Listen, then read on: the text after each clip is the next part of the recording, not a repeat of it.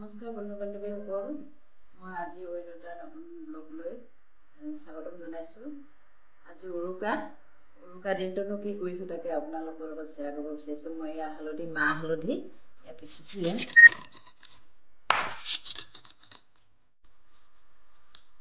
মাহ হালধি পিচিছোঁ, কাইলৈ মাহ হালধি গা ধুম।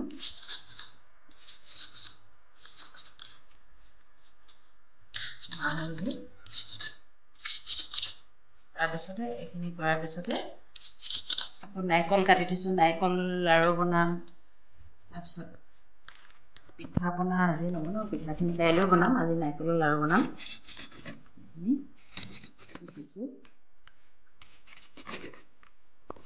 এইখিনি পিছতে আকৌ জেতুকা পিচিম। জেতুকা আজি গৰু বিহুৰ দিনাখন জেতুকা লগাব লাগে। উৰুকা দিনাখন লগাব লাগে, এতিয়া ভাল। মানে গৰু বিহুৰ দিনাখন লগাই, গৰু বিহুৰ দিনাখন লগালেতো সময় নাথাকে। সেইকাৰণে উৰুকা দিনাখনে আজি জেতুকা পিচি আমি হাতত লগাম। দেখুৱাম, আপোনালোকে চাব, আপোনালোকেও লগাব।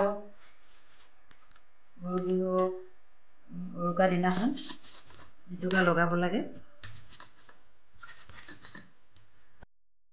এয়া চাহ খিঙা হৈ গ'ল।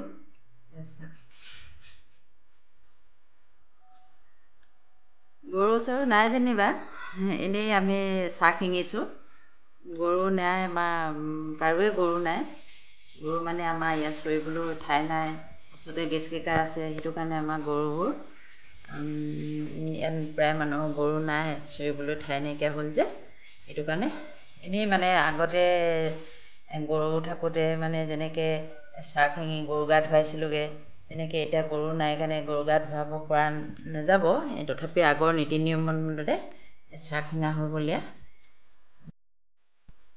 হালধি, থেকেৰা, বেঙেনা, লাও। তাৰপিছত ইয়াত কি হ'ল, লাও, থেকেৰা, বেঙেনা, হালধি। এয়া হালধি পিচা হৈ গ'ল, মাহ হালধি পিচিলোঁ। পিছাৰ পিছতে এয়া নাৰিকলৰ লাড়ু বনাম। নাৰিকলৰ লাড়ু কেনেকৈনো বনাম দেখুৱাইছোঁ। চেনি দিয়া হৈ গ'ল, এইখিনি চেনি দিলোঁৱে। তাৰপিছত এইখিনি নাৰিকল, এইখিনি এতিয়া মই সানি থৈ দিম। নাৰিকল দুটা চেনি লৈছোঁ, চেনি 1.5 পোৱামান জোখৰ লৈছোঁ।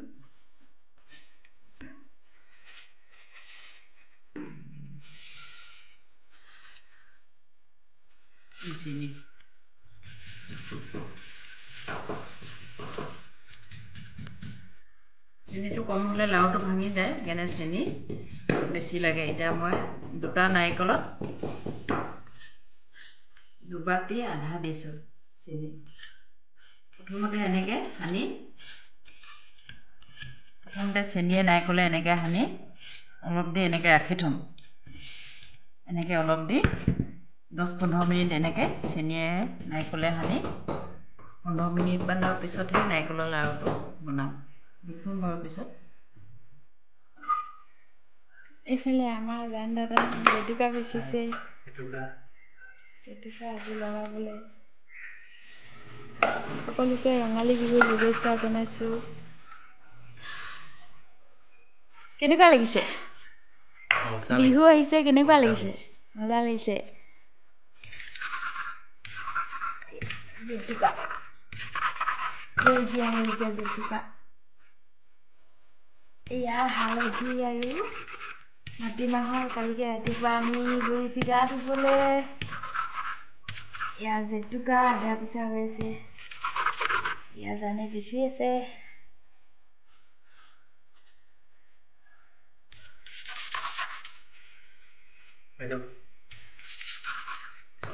বিহুত কি খাবা? গাহৰি খাম। গাহৰি কিমান খাবা? কিমান খাম? 3 কেজি। জেতুকা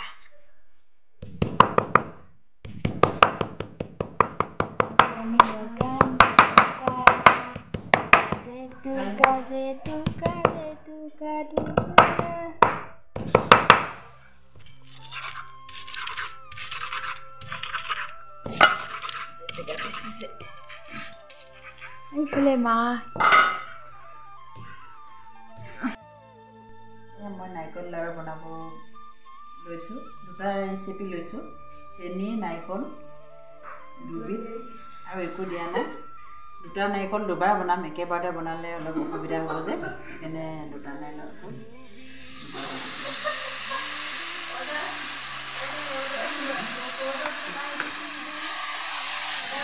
গেছৰ ফ্লেমটো অলপ কমাই ল'ব লাগিব